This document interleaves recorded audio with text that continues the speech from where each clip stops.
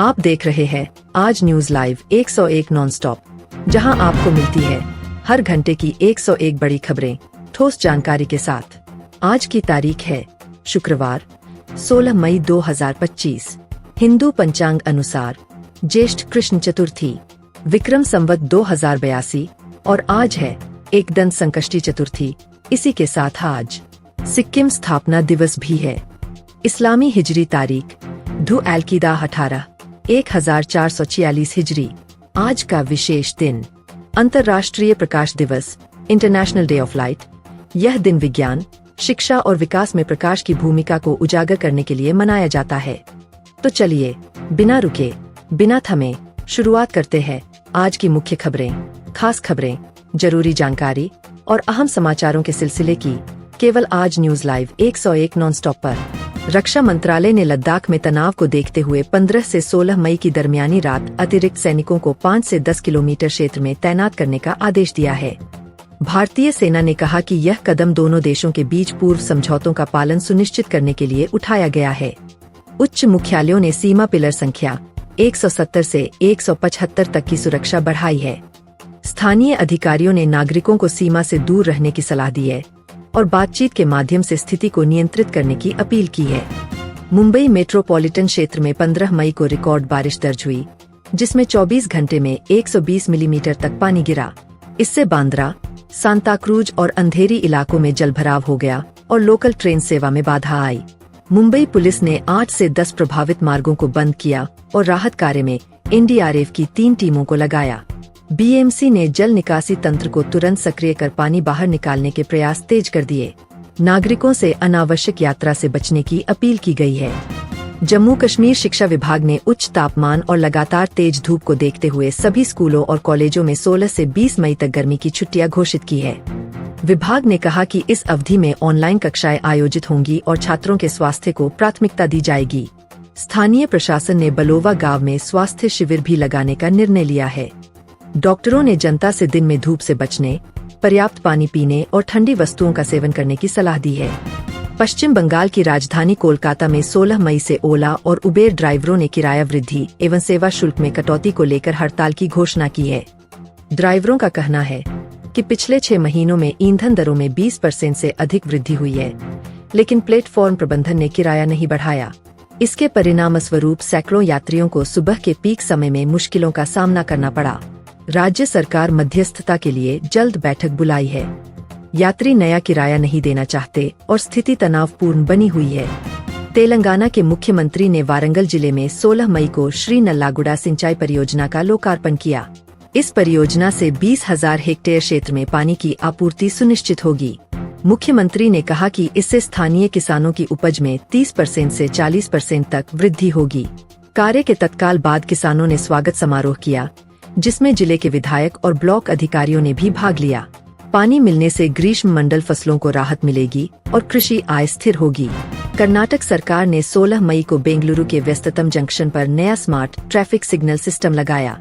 इस तकनीक में रियल टाइम वाहन गणना से लाल-हरा चक्र 5 से 60 सेकंड तक स्वतः समायोजित होता है। अभी तक के परीक्षण में सुबह और शाम के जाम में 25% तक कमी देखी गई है। पुलिस ने भी इसे सराहा और कहा कि आगे शहर व्यापी विस्तार की योजना है। यह परियोजना जाने माने आईटी फर्म और राज्य सरकार का सहयोगी प्रयास है। केरल के कोच्चि बंदरगाह पर 15 मई को एक लघु तेल टैंकर के रिसाव से समुद्री जल प्रदूषित हो गया। अधिकारियों ने तुरंत बूम और सोर्प्शन पैड तैनात कर 6 से 8 घंटे में रिसाव को नियंत्रित किया। बंदरगाह प्राधिकरण ने कंपनी को जुर्माना लगाया और जांच शुरू कर दी है। स्थानीय मत्स्य उद्योग प्रभावित हुआ, मछुआरों ने अस्थायी मुआवजे की मांग की। पर्यावरण विभाग ने निकटवर्ती इलाकों में जल और मछलियों की गुणवत्ता जांचने का निर्देश जारी किया है। विश्व स्वास्थ्य संगठन WHO ने 16 मई को नई दिल्ली में टीबी उन्मूलन पर बहुदेशीय सम्मेलन आयोजित किया। इसमें 15 से 20 देशों के स्वास्थ्य मंत्री भाग ले रहे हैं। सम्मेलन में नई दवाओं, निदान तकनीकों और कार्यक्रमों को साझा किया जाएगा ताकि 2030 तक टीबी को वैश्विक स्तर पर समाप्त किया जा सके।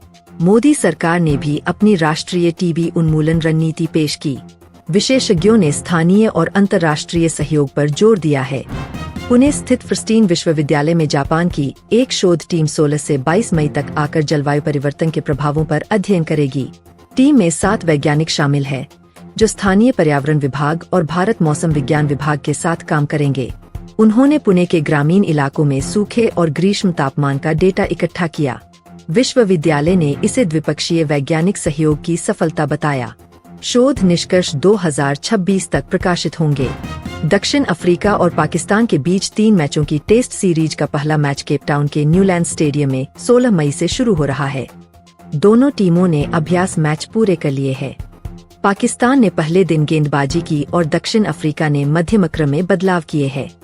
दर्शक उत्साहपूर्ण माहौल बना रहे हैं। सीरीज में प्रदर्शन के आधार पर आईसीसी रैंकिंग में भी बदलाव संभव है। न्यूयॉर्क स्टॉक एक्सचेंज में 15 मई को डाउ जोन्स इंडस्ट्रियल एवरेज में 200 अंक की तेजी दर्ज की गई। टेक सेक्टर के मजबूत परिणामों और फेडरल रिजर्व की ब्याज दर स्थिरता नीति ने निवेशकों का मनोबल बढ़ाया। S&P 500 और नस्दाक भी 1.2% से 1.5% तक बढ़े। विश्लेषकों ने कहा कि Q1 की कंपनियों की आय अपेक्षा से बेहतर रही है। अगले सप्ताह निवेशक आर्थिक आंकड़ों पर निगाह बनाए रखेंगे। यूरोपीय संघ की आज हुई बैठक में सदस्य देशों ने 2030 तक ग्रीन हाउस गैस उत्सर्जन में 55% कटौती के कवायदों को और तेज करने का समझौता किया।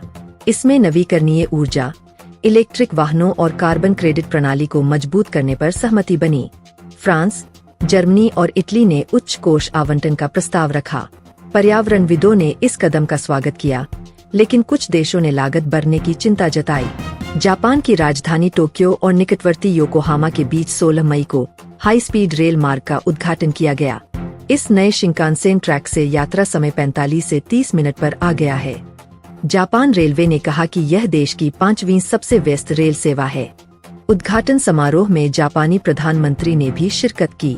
यात्रियों ने शुरुआती दिन ही बड़ी संख्या में बुकिंग की।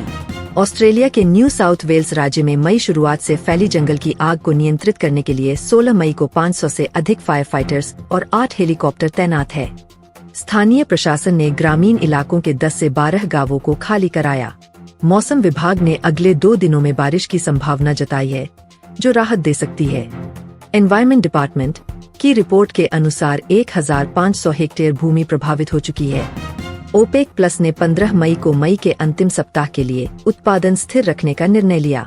इस फैसले के बाद 16 मई की सुबह इंटरनेशनल ब्रेंट क्रूड की कीमत $75.50 प्रति बैरल पर कायम रही। एनर्जी एनालिस्ट्स ने कहा कि इससे बाजार में अस्थिरता कम होगी और ईंधन आयातक देशों को राहत मिलेगी। अगले महीने की बैठक में उत्पादन में बदलाव पर फिर विचार हो सकता है। केंद्रीय ऊर्जा मंत्रालय ने 16 मई को देश भर में अगले वर्ष तक 5000 नए इलेक्ट्रिक वाहन चार्जिंग स्टेशन लगाने का लक्ष्य घोषित किया। योजना के तहत राज्यों को अनुदान दिया जाएगा। पहले चरण में मध्य प्रदेश, राजस्थान और उत्तर प्रदेश के प्रमुख हाईवे व शहरी केंद्रों में सुविधाएं उपलब्ध होंगी। इससे ईवी उपयोग में तेजी आने की उम्मीद है। उद्योगपतियों ने योजना का स्वागत किया है। ब्रुसेल्स नेशनल एयरपोर्ट पर आज यानी 16 मई को बड़े पैमाने पर सुरक्षा आपातकालीन अभ्यास का आयोजन किया गया। इसमें विमान अपहरण, आतंकी हमले और रासायनिक रिसाव की स्थितियों का अनुकरण किया गया। पुलिस, फायर ब्रिगेड और एयरपोर्ट सुरक्षा एजेंसियों की 300 से अधिक टीमों ने हिस्सा लिया। अभ्यास का उद्देश्य यात्रियों के लिए सुरक्षा मानदंडों को और बेहतर बनाना बताया गया। दक्षिण कोरिया टेलीकॉम ऑपरेटर केटी ने 16 मई को नई 5G बेस स्टेशन चालू की घोषणा की। इससे 10 से 12 शहरों में उपभोक्ताओं को उच्च गति इंटरनेट मिलेगी और औद्योगिक क्षेत्रों में IoT सुविधा बढ़ेगी। सरकार ने कहा कि यह देश के डिजिटल इंफ्रास्ट्रक्चर को मजबूत करेगा। व्यापारिक प्रतिष्ठानों ने भी नए नेटवर्क पर खुशी जताई है। ब्रासीलिया में 16 मई को अमेजन वर्षावन संरक्षण के लिए संशोधित कानून लागू हुआ, जिसके तहत पेड़ों की कटाई पर कड़ी प्रतिबंध व जुर्माना बढ़ाया गया। नया कानून 5 से 20 हेक्टेयर के अवैध अधिग्रहण पर $1000 प्रति हेक्टेयर तक जुर्माना तय करता है। पर्यावरण मंत्रालय ने कहा कि इससे डिफॉरेस्टेशन दर में गिरावट आएगी। NGO ने इस कदम का स्वागत किया है। न्यूयॉर्क में 16 मई को संयुक्त राष्ट्र महासभा की विशेष बैठक बुलाई गई, जिसमें वैश्विक शांति स्थापना, मानवीय संकटों और शरणार्थी समस्याओं पर विचार विमर्श हुआ। भारत के राजदूत ने कहा कि संयुक्त सहयोग से ही स्थायी समाधान संभव है। बैठक में 50 से अधिक देशों ने अपने मिशन प्रस्तुत किए। संयुक्त राष्ट्र महासचिव ने सभी देशों से अधिकतम प्रयास का आह्वान किया। पंजाब राज्य आपदा प्रबंधन प्राधिकरण ने 16 मई को 5 जिलों में ड्रोन सर्वे शुरू किया। अमृतसर, जालंधर, लुधियाना, फरीदकोट और होशियारपुर में नदी किनारे जल स्तर मानचित्र तैयार किए जाएंगे। सर्वे के दौरान 5 से 6 घंटे का फ्लाइट रूट तय कर ड्रोन हाई रेजोल्यूशन इमेजरी इकट्ठा करेंगे। अधिकारियों ने बताया कि इससे बाढ़ पूर्व चेतावनी प्रणाली और रेस्क्यू ऑपरेशन में तेजी आएगी और प्रभावित क्षेत्रों में राहत कार्य सुचारू रूप से चलेंगे। हरियाणा उद्योग विभाग ने 16 मई को मुद्रा लोन योजना के तहत 100 से अधिक नए स्टार्टअप्स को सब्सिडी प्रदान करने का निर्णय लिया। पंचकूला में आयोजित कार्यक्रम में मुख्यमंत्री ने कहा कि इससे युवा उद्यमियों को 25% तक ब्याज सब्सिडी मिलेगी। पहले चरण में 10 लाख से 50 लाख रुपए तक के लोन कवर किए जाएंगे। उद्योग विशेषज्ञों ने इसे प्रदेश की अर्थव्यवस्था में निवेश बढ़ाने वाला कदम बताया। लाभार्थियों को डिजिटल पोर्टल से आवेदन प्रक्रिया पूरी करनी होगी। बिहार मुख्यमंत्री ने 16 मई को नालंदा और नवादा जिलों में ग्रामीण संपर्क सड़क परियोजनाओं का निरीक्षण किया। उद्घाटन के दौरान 5 से 6 किलोमीटर लंबी सड़कों का ट्रायल किया गया। अधिकारियों ने बताया कि कुल 200 किलोमीटर मार्गों का निर्माण प्रस्तावित है। मुख्यमंत्री ने गुणवत्ता और समयबद्धता पर जोर दिया और पंचायत प्रतिनिधियों से हर हफ्ते प्रगति रिपोर्ट मांगी। ग्रामीणों ने बेहतर संपर्क से शिक्षा और स्वास्थ्य सेवाओं की पहुंच आसान होने की प्रशंसा की। गोवा पर्यटन विकास निगम ने 16 मई को दिवेलिम के पास एक नया बोट ट्रिप रूट लॉन्च किया। यह मार्ग 10 किलोमीटर लंबा है और छबीकर नदी, अगुआड़ा किला व आसपास के द्वीपों से होकर गुजरेगा। पहले सप्ताह में 500 से अधिक पर्यटक इसमें शामिल हुए। पर्यटन मंत्री ने कहा कि यह पहल स्थानीय मछुआरों को रोजगार देगी और राजस्व में वृद्धि करेगी। सुरक्षा के मद्देनजर लाइफ जैकेट अनिवार्य किए गए हैं। दिल्ली पुलिस की आरपीएफ ने 16 मई को नॉर्थ कैंपस इलाके से ड्रग स्मगलर्स को गिरफ्तार किया। छापेमारी में 5 किलो चरस और 200 ग्राम एमडीएमए जब्त हुआ। मामले की गहन जांच में रैकेट के कई लिंक उत्तर प्रदेश, पंजाब और हरियाणा तक जुड़े पाए गए। Delhi commission for protection of child rights ने इस कार्रवाई की सराहना की। पुलिस ने बताया कि अगली कार्रवाई में नेटवर्क के सरगना की पहचान करने के आदेश है। राजस्थान सरकार ने 16 मई को जयपुर, उदयपुर और जोधपुर में तीज उत्सव के मद्देनजर सुरक्षा बढ़ाई। 10 से 12 प्रमुख आयोजन स्थलों पर अतिरिक्त सिस्फ और राज्य पुलिस की टुकड़ी तैनात की गई।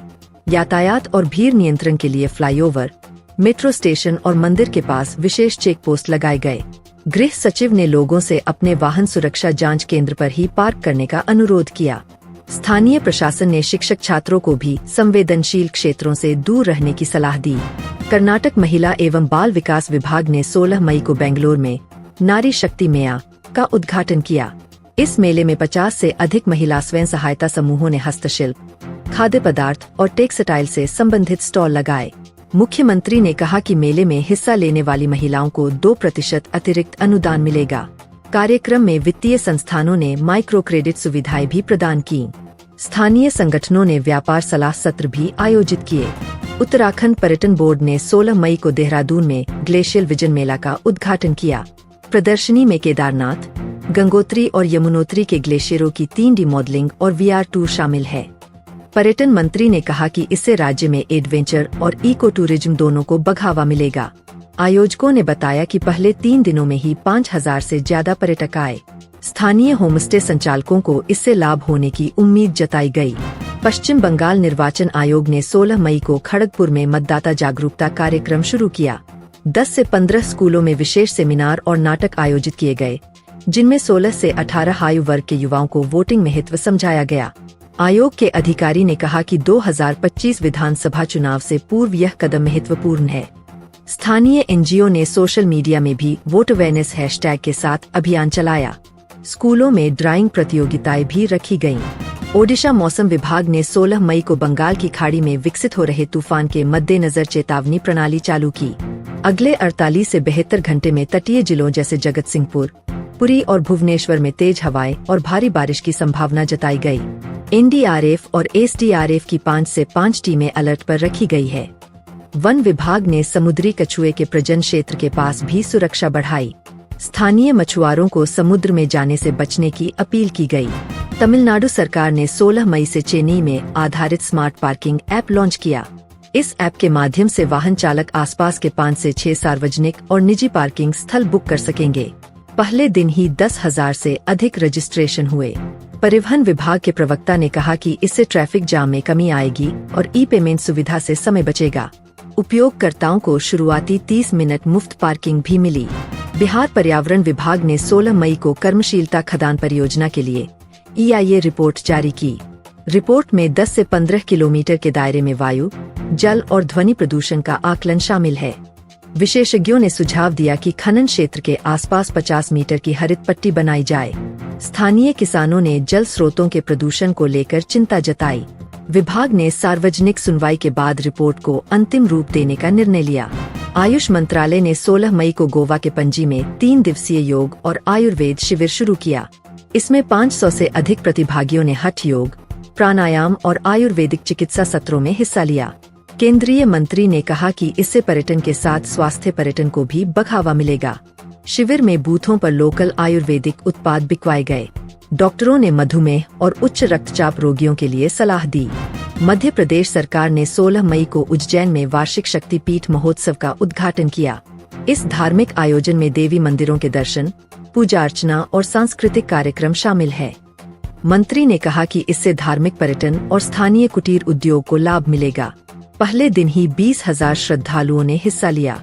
प्रशासन ने भीड़ नियंत्रण के लिए 10 से 12 चौराहों पर यातायात रूट बदले। तेलंगाना राज्य निवेश प्रोत्साहन बोर्ड ने 16 मई को हैदराबाद में नए AT पार्क का भूमि पूजन किया। इस परियोजना में कुल 8 ब्लॉक बनेंगे, जिसमें पहले चरण में 3 ब्लॉक का निर्माण शुरू होगा।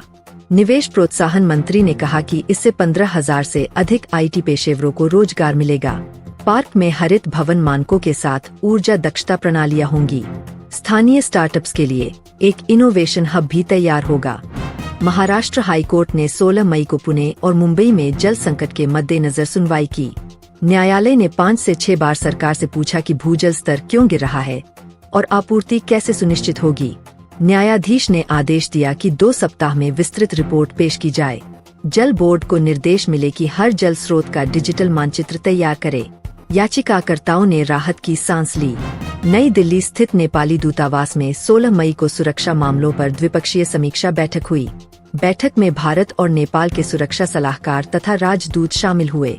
अक्षरधाम मंदिर और स्वातंत्र्य संग्राम स्मारक जैसी संवेदनशील जगहों पर कड़ी सुरक्षा के प्रोटोकॉल तय किए गए। दोनों पक्षों ने सीमा पार आतंकवाद विरोधी सहयोग बढ़ाने पर सहमति जताई। बैठक के बाद संयुक्त बयान जारी किया गया। पेरिस में फ्रांस की नेशनल असेंबली ने 16 मई को कृषि सुधार अधिनियम पारित किया। अधिनियम में जैविक खेती को बढ़ावा देने, लघु किसानों को सब्सिडी देने और कृषि अपशिष्ट प्रबंधन पर नए नियम शामिल हैं। मंत्री ने कहा कि इससे ग्रामीण अर्थव्यवस्था सशक्त होगी। विपक्षी दलों ने उत्पादन लागत बढ़ने की चिंता जताई, लेकिन बिल 300 से 100 मतों से पारित हुआ। मंत्री ने टिकाऊ खेती के महत्व पर जोर दिया। बीजिंग में 16 मई को चीन के प्रधानमंत्री ने लियाओनिंग और हेबेई प्रांतों को जोड़ने वाली 350 किलोमीटर प्रति घंटा की उच्च गति रेल परियोजना की आधारशिला रखी। परियोजना से यात्रा समय 5 घंटे से घटकर 2 घंटे रह जाएगा। रेल मंत्रालय ने कहा कि निर्माण में 10,000 श्रमिक और 500 इंजीनियर लगेंगे। परियोजना 2028 तक पूरा होने की उम्मीद है। स्थानीय उद्योगों को लॉजिस्टिक लाभ मिलने की संभावना जताई गई। नैरोबी में 16 मई को UNI6 के अंतर्गत वैश्विक प्लास्टिक प्रदूषण सम्मेलन हुआ। 100 से अधिक देशों ने समुद्री और भूमि प्रदूषण पर नई सीमाओं और रिसाइकलिंग योजनाओं पर सहमति जताई। भारत के पर्यावरण प्रतिनिधि ने प्लास्टिक बैंक मॉडलों और एक्सटेंडेड प्रोड्यूसर रिस्पॉन्सिबिलिटी लागू करने का प्रस्ताव रखा। सम्मेलन में NGO, उद्योग और सरकारों के बीच समझौते पर काम शुरू होगा। उत्तर प्रदेश के लखनऊ में 16 मई को मुख्यमंत्री ने शहरी क्षेत्रीय आवास योजना का भूमि पूजन किया। इस योजना के अंतर्गत पहले चरण में 5 से 6 आवासीय टावर बनाए जाएंगे, जिनमें 2000 से अधिक फ्लैट होंगे। योजना का उद्देश्य मध्यम आय वाले परिवारों को किफायती आवास उपलब्ध कराना है। स्थानीय नगर निगम ने जल निकासी और सड़कों का बुनियादी विकास कार्य भी शुरू कर दिया है। अधिकारियों ने बताया कि निर्माण 18 महीनों में पूरा होगा और फ्लैट्स की कीमत में सब्सिडी दी जाएगी। मध्य प्रदेश के भोपाल में 16 मई को जल जीवन मिशन के अधीन मध्य नदी पर नए सिंचाई कनाल का उद्घाटन हुआ। इस कनाल से 10 से 15 गांवों को जलापूर्ति सुनिश्चित होगी। मुख्यमंत्री ने कहा कि इससे कृषि उत्पादन में 20% तक वृद्धि संभव है। स्थानीय किसानों ने पहले ही खेतों में पानी का लाभ देखा और सराहना की। विभाग ने बताया कि परियोजना की लागत 120 करोड़ रुपए है तथा अगले महीने गांवों में जल वितरण शुरू हो जाएगा। गुजरात के बनासकांठा जिले में 16 मई को प्रधानमंत्री ने IIT रंतुंजर कैंपस के लिए आधारशिला रखी। पहले चरण में 5 अकादमिक ब्लॉक और 2 आवासीय परिसर बनाए जाएंगे। संस्थान में इंजीनियरिंग, विज्ञान और प्रबंधन की पढ़ाई के साथ रिसर्च लैब भी विकसित होंगी। शिक्षाविदों ने बताया कि यह दक्षिण भारत के एक सीलेज सेंटर के रूप में उभरेगा। राज्य सरकार ने भूमि हस्तांतरण के बाद अविलंब निर्माण शुरू करने के निर्देश दिए हैं। चेन्नई महानगर पालिका ने 16 मई को शहर में 5000 स्मार्ट पानी मीटर इंस्टॉल करना शुरू किया। ये meter water consumption real time track करेंगे और बिलिंग प्रक्रिया स्वचालित करेंगे।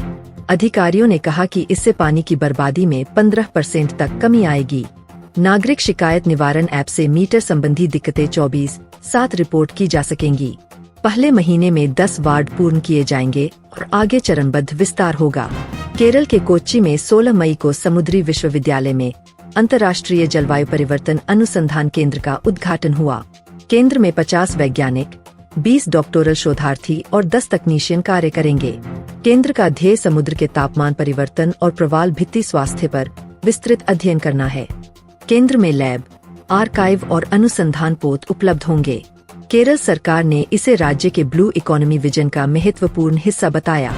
दिल्ली पशु कल्याण बोर्ड ने 16 मई को आश्रय गृह रोहिणी में 1 दिवसीय चिकित्सा शिविर का आयोजन किया। शिविर में 10 से 12 पशु चिकित्सक रोगियों और घायल जानवरों का मुफ्त इलाज कर रहे थे। 200 से अधिक बेजुबान कुत्ते, बिल्लियां तथा अन्य घरेलू और जंगली पक्षी लाभान्वित हुए। बोर्ड ने कहा कि ऐसे शिविर त्रैमासिक आधार पर आयोजित किए जाएंगे और पशु कल्याण कानूनों का पालन सुनिश्चित किया जाएगा। स्थानीय NGO ने दवाइयां और चारा दान किया। बिहार सरकार ने 16 मई को पटना के विभिन्न सरकारी स्कूलों में डिजिटल साक्षरता प्रशिक्षण सत्र शुरू किए। इन सत्रों में 16 से 18 आयु वर्ग के विद्यार्थियों को कंप्यूटर और इंटरनेट बेसिक जानकारी सिखाई जाएगी। पहले दिन 500 से अधिक छात्रों ने हिस्सा लिया। राज्य शिक्षा विभाग ने कहा कि वर्ष के अंत तक 1000 से अधिक स्कूलों में यह कार्यक्रम चलेगा। प्रशिक्षकों ने ऑनलाइन सुरक्षा और ई-गवर्नेंस सेवाओं का भी परिचय दिया।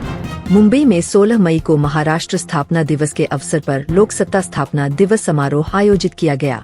कार्यक्रम में राज्यपाल और मुख्यमंत्री ने राष्ट्रगान के साथ पूरे राज्य में नागरिकों को बधाई दी।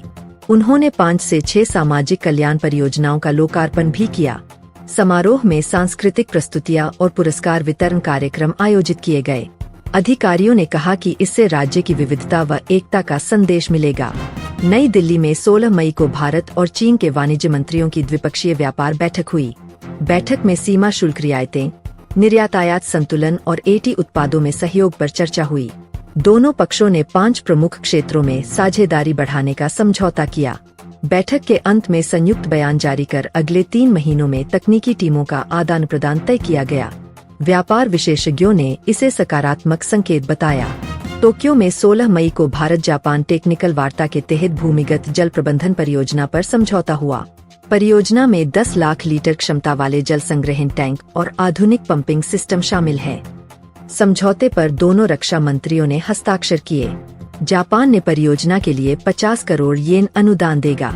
यह पहल राजस्थान के रेणुकुंडली इलाके में लागू की जाएगी और स्थानीय जमातों को प्रशिक्षण दिया जाएगा। वाशिंगटन में 16 मई को 3 दिवसीय ग्लोबल टेक्नोलॉजी सम्मेलन शुरू हुआ, जिसमें 50 से अधिक देशों के प्रतिनिधि और 200 प्रमुख तकनीकी कंपनियां शामिल हैं। सम्मेलन में AI, साइबर सुरक्षा और क्लाउड कंप्यूटिंग पर पैनल डिस्कशन होंगे। भारतीय स्टार्टअप्स ने 10 बूस्टर बूट प्रेजेंटेशन दी। अमेरिकी वाणिज्य सचिव ने कहा कि सहयोग से नवाचार को बल मिलेगा। अगले सत्र में निवेश भेंट वार्ता आयोजित की जाएगी। मॉस्को में 16 मई को स्वास्थ्य मंत्रालय ने व्लादिमीर और सेंट पीटर्सबर्ग के बीच चिकित्सा ड्रोन आपूर्ति सेवा लॉन्च की। ड्रोन 5 किलो तक दवाइयां 20 मिनट में पहुंचाएंगे। प्रारंभिक चरण में 5 अस्पतालों को कवर किया जाएगा। स्वास्थ्य अधिकारियों ने बताया कि इसने आपातकालीन दवाइयां तेजी से पहुंचाने में सहायता की है। अगले चरण में ग्रामीण क्षेत्रों में विस्तार की योजना है। पेरिस शहर निगम ने 16 मई को नए स्मार्ट सिटी डेटा सेंटर का उद्घाटन किया। इस सेंटर में यातायात, ऊर्जा और पानी उपयोग का रियल टाइम डेटा संग्रहित किया जाएगा। सेंटर के माध्यम से 5G कनेक्टिविटी और AI एनालिटिक्स से सेवाएं बेहतर होंगी। मेयर ने कहा कि इससे नागरिक सुविधा में सुधार आएगा और शहर प्रबंधन स्वचालित होगा। स्थानीय स्टार्टअप्स को API एक्सेस भी मिलेगा। कैनबरा में 16 मई को ऑस्ट्रेलियाई संसद ने ग्रेट बैरियर रीफ संरक्षण विधेयक पारित किया। विधेयक में रीफ के आसपास 5 किलोमीटर समुद्री जोन में वाणिज्यिक मछली पकड़ने पर प्रतिबंध, प्लास्टिक निषेध और जल तापमान निगरानी शामिल है। पर्यावरण मंत्री ने कहा कि इससे रीफ को बचाने के प्रयास तेज होंगे। वैज्ञानिकों और एनजीओज ने कदम की प्रशंसा की, हालांकि मछुआरे चिंता व्यक्त कर रहे हैं। ओटावा में 16 मई को कनाडाई सरकार ने नए व्यूअरशिप प्रोग्राम के लिए 100 प्रतिभागियों की नियुक्ति की। यह कार्यक्रम अंतर्राष्ट्रीय मामलों, आर्थिक नीति और पर्यावरण संरक्षण में विशेषज्ञता देगा। पहले कोहोर्ट के 20% प्रतिभागी भारत, ब्राजील और केन्या से है। विदेश मंत्री ने कहा कि इससे विश्वव्यापी नेतृत्व क्षमता बढ़ेगी। प्रथम सत्र जून में शुरू होगा और 6 महीने चलेगा। लंदन स्थित पीएचई ने 16 मई को सार्वजनिक स्वास्थ्य पर वार्षिक रिपोर्ट जारी की। रिपोर्ट में 5 प्रमुख क्षेत्रों मनोस्वास्थ्य, पोषण, व्यायाम, टीकाकरण और धूम्रपान का आकलन है। आंकड़ों में मनोस्वास्थ्य समस्याओं में 10% की वृद्धि और धूम्रपान दर में 5% की गिरावट दिखी है। स्वास्थ्य सचिव ने कहा कि अगले बजट में मानसिक स्वास्थ्य पर विशेष फंड आवंटित होगा। रिपोर्ट का उद्देश्य नीति निर्माताओं को मार्गदर्शन देना है। ब्राजीलिया सरकार ने 16 मई को आग नियंत्रण दलों के लिए अमेजन क्षेत्र की 24/7 सैटेलाइट निगरानी प्रणाली का अपग्रेड किया। इस प्रणाली में 5 सेकंड अंतराल पर डेटा अपडेट और आय आधारित आग पहचान शामिल है। अधिकारियों ने बताया कि इससे आग पर तेजी से प्रतिक्रिया संभव होगी और कई गांवों को बचाया जा सकेगा। पर्यावरण मंत्रालय ने $50 मिलियन का बजट स्वीकृत किया। सियोल में 16 मई को शिक्षा मंत्रालय ने छात्रों के लिए आधारित अनुकूलित शिक्षा प्लेटफॉर्म लॉन्च किया। प्लेटफॉर्म पर 10 से 12वीं कक्षा के लिए मैथ, विज्ञान और भाषा के कोर्स होंगे। शिक्षकों को प्रशिक्षण दिया जाएगा और स्कूलों में पायलट प्रोजेक्ट शुरू होगा। इस पहल का उद्देश्य सीखने की गति और गुणवत्ता दोनों बढ़ाना है। प्रारंभिक फीडबैक में 80% छात्रों ने सकारात्मक प्रतिक्रिया दी।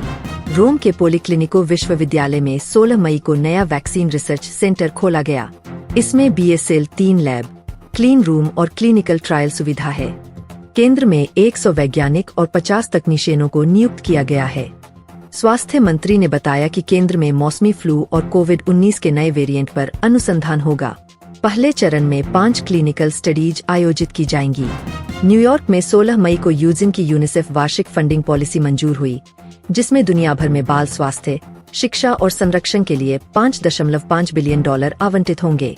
10 से 12 प्राथमिक परियोजनाओं में अफ्रीका, दक्षिण एशिया और लैटिन अमेरिका के 8 देशों को प्राथमिकता मिलेगी। कार्यक्रम का उद्देश्य 2030 तक सभी बालकों के लिए बुनियादी सेवाएं सुनिश्चित करना है।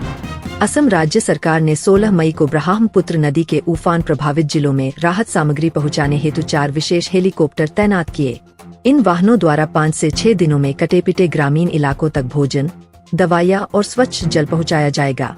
असम आपदा प्रबंधन प्राधिकरण ने कहा कि स्थानीय प्रशासन और NDRF की टीमें हवाई एवं जलमार्ग दोनों से बचाव कार्य कर रही है। मुख्यमंत्री ने प्रभावित परिवारों को अनावश्यक संक्रमण से बचने के लिए मेडिकल किट वितरित करने का निर्देश दिया।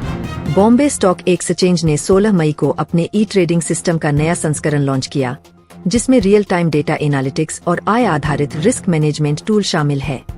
इस अपडेट से निवेशकों को 5 से 10 मिलीसेकंड की देरी तक सूचना मिल सकेगी और ट्रेड निष्पादन की गति 30% तक बढ़ेगी।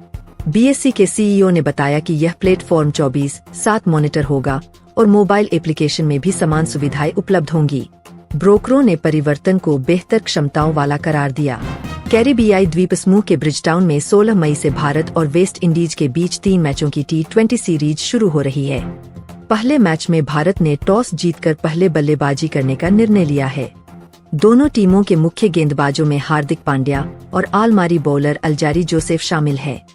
स्थानीय स्टेडियम में 20,000 दर्शकों के लिए टिकट पहले ही बिक चुके हैं। सीरीज का उद्देश्य ICC रैंकिंग में सुधार करना और आगामी T20 वर्ल्ड कप की तैयारी के लिए अहम माना जा रहा है। नासा ने 16 मई को फ्लोरिडा के कैनेडी स्पेस सेंटर में आर्टेमिस 2 मिशन टीम के 4 अंतरिक्ष यात्रियों का बहुआयामी प्रशिक्षण सफलतापूर्वक पूरा किया। मिशन में चंद्रमा के कक्ष में मानव रहित परीक्षण और वैज्ञानिक प्रयोग होंगे। प्रशिक्षण में 5 से 6 माह की ग्रेविटी सिमुलेशन, रोबोटिक आर्म संचालन और अंतरिक्ष पारिस्थितिकी शामिल थीं। मिशन निदेशक ने बताया कि लॉन्च 2026 में निर्धारित है। टीम ने सुरक्षा प्रोटोकॉल और आपातकालीन पुनः प्राप्ति प्रक्रियाओं का अभ्यास किया। संयुक्त अरब अमीरात के अंतरिक्ष विभाग ने 16 मई को होप-X उपग्रह प्रयोगशाला का उद्घाटन किया, जो मार्स ऑर्बिटर डेटा का विश्लेषण करेगी। इस प्रयोगशाला में 3 प्रमुख डेटा सेंटर और AI आधारित मॉड्यूल होंगे। पहले चरण में 5 से 6 अंतरिक्ष विज्ञान प्रयोगों की तैयारी की जाएगी, जिनमें मंगल वायुमंडल में जलवाष्प मापन शामिल है। विभाग ने कहा कि इस पहल से ग्लोबल मार्स रिसर्च नेटवर्क को ठीक समय पर सूचनाएं मिलेंगी और भविष्य के मानव मिशन को मार्गदर्शन मिलेगा। विश्व स्वास्थ्य संगठन ने 16 मई को स्विट्जरलैंड के जिनेवा में मलेरिया उन्मूलन हेतु वैश्विक फ्रेमवर्क पर विशेष बैठक बुलाई।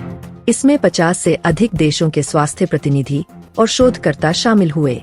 बैठक में 5 प्रमुख रणनीतियां, कीट नियंत्रण, दवा वितरण, वैक्सीन विकास, सूचना प्रौद्योगिकी और वित्त पोषण पर चर्चा की गई। भारत के प्रतिनिधि ने वेक्टर मॉनिटरिंग तकनीक पेश की। संयुक्त राष्ट्र फंड ने इस पहल के लिए अगले वर्ष $200 मिलियन आवंटित करने की घोषणा की। केंद्र सरकार ने 16 मई को पेट्रोल व डीजल के दामों में प्रति लीटर 10 पैसे की वृद्धि की घोषणा की। नई दरों के अनुसार दिल्ली में पेट्रोल 115 रुपए और डीजल 106 रुपए प्रति लीटर हो गया है। तेल विपणन कंपनियों ने अंतर्राष्ट्रीय कच्चे तेल की कीमतों में उतार चढ़ाव को इसकी वजह बताया। उपभोक्ताओं को दैनिक दरें माई पेट्रोल पंप पोर्टल से चेक करने की सलाह दी गई है। रिजर्व बैंक ने 16 मई को सभी सार्वजनिक एवं निजी बैंकों को बचत खाते की ब्याज दर 2 से 3% करने का निर्देश जारी किया। इस निर्णय से करीब 10 करोड़ बचत खाता धारकों को प्रतिवर्ष अतिरिक्त लाभ मिलने की उम्मीद है। बैंक शाखाएं और नेट बैंकिंग पोर्टल पर ब्याज दरों का अपडेट अगले 1 दिन में दिखेगा। ग्राहक अपने खाते की नई दर शाखा या मोबाइल बैंकिंग में देख सकेंगे। वित्त मंत्रालय ने 16 मई को 2025-26 के लिए आयकर स्लैब में संशोधन संबंधी अधिसूचना जारी की। नए नियमों के तहत 5 लाख तक आय पर 2.5%, 5 से 10 लाख पर 5% और 10 लाख से अधिक पर 10% की दर तय की गई है। वरिष्ठ नागरिकों को अतिरिक्त छूट का प्रावधान रखा गया है।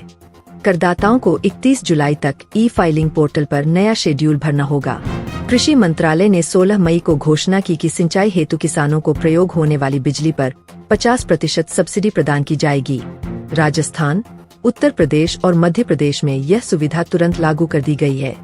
बिजली वितरण कंपनियों को 1 सप्ताह में सब्सिडी की राशि किसानों के बैंक खातों में ट्रांसफर करने के निर्देश दिए गए।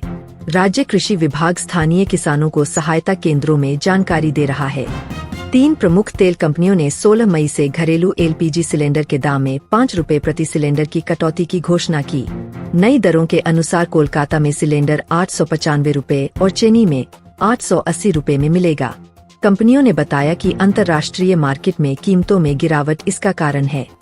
ग्राहकों को कंपनी के SMS अलर्ट तथा माई LPG ऐप से दरें चेक करने की सलाह दी गई है। भारत में अप्रैल 2025 की उपभोक्ता महंगाई दर CPI 4.2% रही, जो पिछले माह के 4% से 19 आधार अंक अधिक है। खाद्य एवं पेय पदार्थों की कीमतों में वृद्धि मुख्य कारण रही।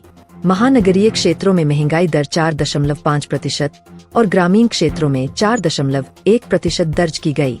आर्थिक विश्लेषकों ने खाद्य मूल्य स्थिरीकरण पर ध्यान देने की सलाह दी है।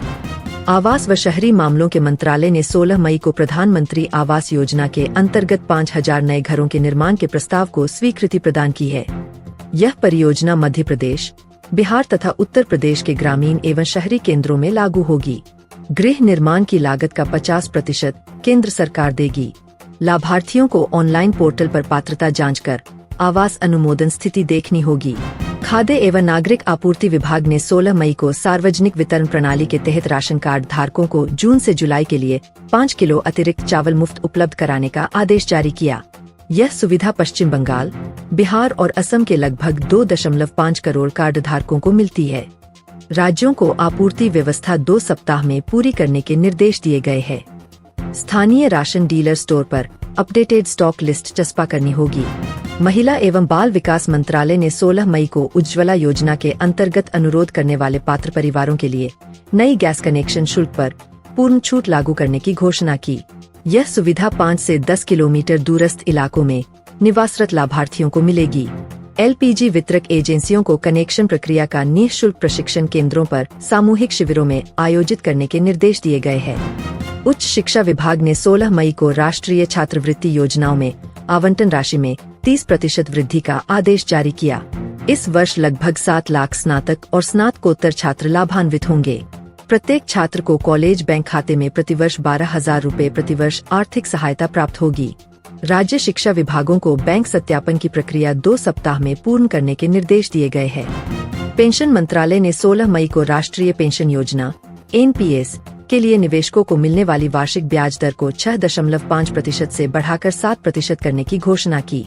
इस निर्णय से करीब 90 लाख एनपीएस सब्सक्राइबर्स को अतिरिक्त लाभ प्राप्त होगा। पेंशन प्रबंधन संरक्षक को ग्राहक पोर्टल पर नया दर अपडेट करने के निर्देश दिए गए हैं। ग्रामीण विकास मंत्रालय ने 16 मई को मनरेगा मजदूरों के भुगतान प्रक्रिया को तेज करने हेतु जुड़ी बैंकों को निःशुल्क नेफ्ट तथा इम्प सुविधा देने का निर्देश जारी किया। अब मजदूरों को मजदूरी राशि 2 कार्य दिवस के भीतर प्राप्त होगी। राज्यों को मोबाइल संदेश प्रणाली से भुगतान अलर्ट भेजने और ग्राम पंचायतों में पोर्टल रजिस्ट्रेशन सुनिश्चित करने के निर्देश दिए गए हैं। इलेक्ट्रॉनिक्स एवं आईटी मंत्रालय ने 16 मई को मोबाइल प्रीपेड रिचार्ज प्लान पर लागू माल एवं सेवा कर को 5% से घटाकर 2% करने की घोषणा की। इस छूट से लगभग 20 करोड़ मोबाइल ग्राहकों को मासिक रिचार्ज योजना पर राहत मिलेगी। दूरसंचार सेवा प्रदाताओं को बिलिंग सिस्टम में संशोधन हेतु समय सीमा 2 सप्ताह दी गई है। ग्राहक ऐप या एसएमएस के जरिए अपडेट देख सकेंगे। एनपीसीआई ने 16 मई को यूपीआई लेनदेन की प्रतिदिन सीमा 1 लाख रुपए से बढ़ाकर 1,50,000 रुपए करने का प्रस्ताव आरबीआई को सौंपा। नया नियम मंजूर होने पर व्यापारियों और नागरिकों दोनों को डिजिटल भुगतान में सुविधा बढ़ेगी। एनपीसीआई ने बैंकों को भुगतान इंटरफेस अपडेट करने तथा मोबाइल ऐप्स में नई सीमा दर्शाने के निर्देश दिए हैं। व्यापारी संगठनों ने इसे सर्वथा स्वागत योग्य कदम बताया है। डिजिटल मंत्रालय ने 16 मई को नागरिकों को एसएमएस एवं ईमेल के माध्यम से साइबर फ्रॉड अलर्ट भेजने की नई सेवा आरंभ की। यह सेवा फर्जी कॉल, फिशिंग लिंक और ओटीपी धोखाधड़ी जैसी घटनाओं की सूचना देती है। लगभग 5 से 10 निजी और सरकारी बैंक ग्राहकों को भी यह अलर्ट मिलेगा। मंत्रालय ने ग्राहकों को आधिकारिक पोर्टल पर जाकर अपनी संख्या पंजीकृत करने का निर्देश दिया है। तो ये थी आज की 101 ठोस खबरें, बड़ी खबरें, जरूरी खबरें और विशेष जानकारियाँ सिर्फ आज न्यूज लाइव 101 नॉनस्टॉप पर। मुख्य समाचारों से लेकर जरूरी बातें, खास समाचारों से लेकर मुख्य खबरों तक, बड़ी घटनाओं से जुड़ी ठोस खबरें और जनजीवन से जुड़ी जरूरी बातचीत, सब कुछ आपने जाना आज के इस खास बुलेटिन में। हर सुबह, हर दोपहर, हर शाम आपके काम की खास खबरें, जरूरी खबरें और महत्वपूर्ण खबरें लाने का हमारा वादा यहीं जारी रहेगा। देखते रहिए आज न्यूज लाइव, क्योंकि यही है आपके काम की ठोस खबरें, जरूरी बातचीत और खास बातें।